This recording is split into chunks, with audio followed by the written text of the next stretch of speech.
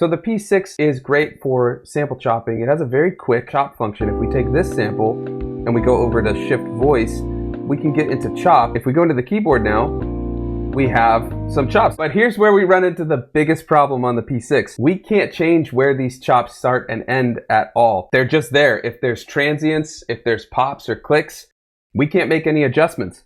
So I actually found a better way to do it. What we're going to do is use parameter locks, programming on the step sequencer so that we can actually change the start and end point on a per step basis. There's a specific way to do this, and it's a little clunky. On previous videos where I've talked about it, I've gotten comments saying it's not working for them. I'm going to walk you through the full process of how to set this up and get this working right. So the first thing we need to do is just on the step sequencer, make sure we're on the right track.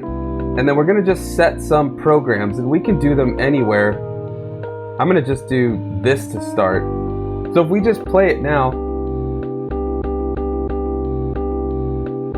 that's what the track is right now, right? From here, what we're going to do now is hit the record button, and then we're going to go to each individual step, and we can change when we hold it. We can actually move the start point. And you'll notice they're not the same anymore, right? Sometimes there'll be glitches. Make sure the record button is on, because if it's not, it does adjust it for all of them. Let's just see what this does. Okay, we're gonna stick with that for now. Now let's see if we drop the pitch, will it stay?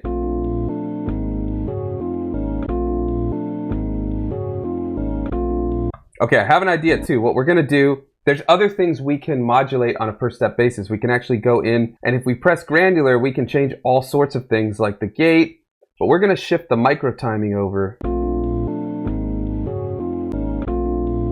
Okay, I like where we're at with that so far. Let's add a kick. We're gonna put that.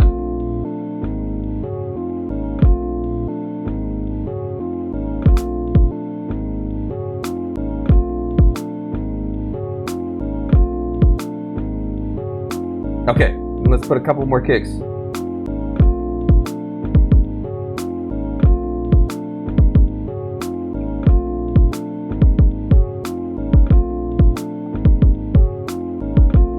Okay, lots of kicks, but we can also do velocity changes and things like that. We're gonna need some shuffle though.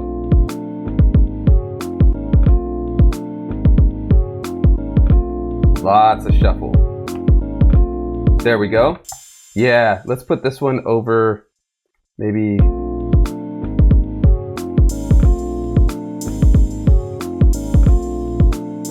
And there's some delay or something on that one that we'll probably need to take off. So we'll go over to mixer, send delay. Let's shut that off.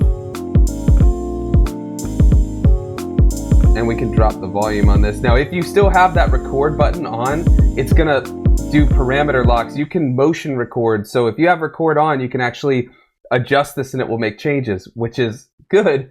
But if you have that on and forget, it can be bad, because then you've made changes that will go up and down as the sequence plays. Here we go. Now let's find a good hi-hat.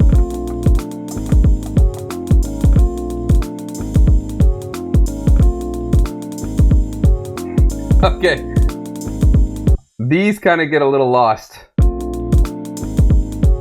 There, we just fixed it. Now the great part about this parameter lock changing is that everything is adjustable, right? We're not locked into the chops that auto chop makes. We can move things around. So if we go back over to our main sound, if there's something we don't like, we could change it. But what we're actually going to do is duplicate it, make this 32 steps now. And if we go into the second page, maybe we'll put another sound right there. And what we can do here, another per step change we can make is velocity or overall volume. Let's put that one really quiet so it's just kind of there underneath.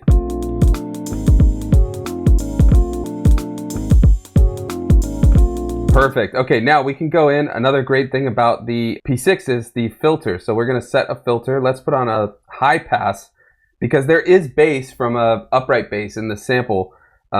So rather than trying to isolate stems in the DAW or something, we're just going to use a filter trick and bump up the low end by using a high pass filter. So we'll drop the filter somewhere near 0, because that's going to set it towards the bass area or the lower end frequencies. And then if we up the resonance, it's going to create a peak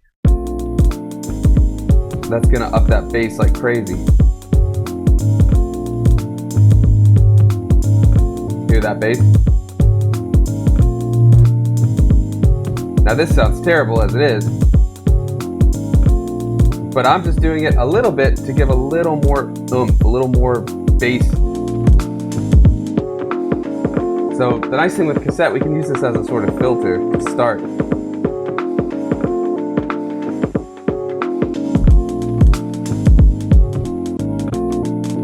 So let's talk a little bit about some limitations and things to know if you're going to use this workflow. One is you can't see the waveform, you have to trust your ears.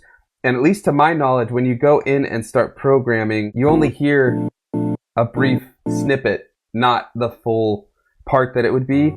So the best way I found is just find that initial transient that you like, oh, that would be a cool part for the first step and for the 5th or 6th step, you know, things like that. And then just play it and move things around as you go. That's the best thing I've gotten to.